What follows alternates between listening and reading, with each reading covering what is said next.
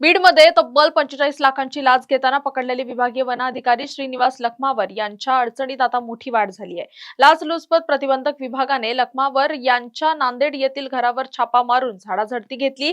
या कारवाईत एसीबीच्या पथकाला 1,07,000 रुपयांची रोकड, 3 तोळे सोन्याचे दागिने आणि तब्बल 10 एकर शेतीची कागदपत्र हाती लागली आहेत। 45 लाखांच्या लाच प्रकरणातील या कारवाईमुळे वन विभागात प्रचंड खळबळ उडाली असून एसीबी कडून आता त्यांच्या इतर अफाट मालमत्तेचा कसून तपास सुरू आहे।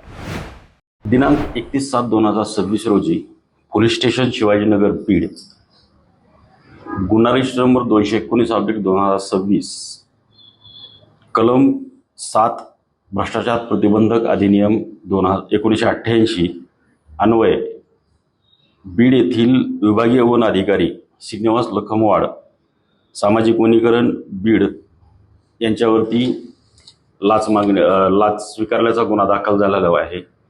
सदर गुन्ह्याच्या अनुषंगाने मान्य वरिष्ठांच्या आदेशान्वये आम्हाला त्यांच्या घराची घरझडती घेण्यासाठी आदेश प्राप्त झाले। त्यावरून आम्ही त्यांचे घर गीतानगर नांदेड येथे जाऊन त्यांच्या घराची झडती घेतली असता त्यांच्या घरामध्ये आम्हाला एकूण 1,07,000 रुपये रोख रक्कम व 3 तोळे सोनं असं मिळून आलेलं आहे। तसेच त्यांच्या घराची कागदपत्र, शेतीची कागदपत्र आम्ही घरझडतीमध्ये ताब्यात घेतलेली आहेत। तसेच गाडीची कागदपत्र ताब्यात घेतलेली आहेत। शेती किती आहे? साधारण 10 एकर शेती असल्याचं पुराव्यावरून आम्हाला दिसून येत आहे।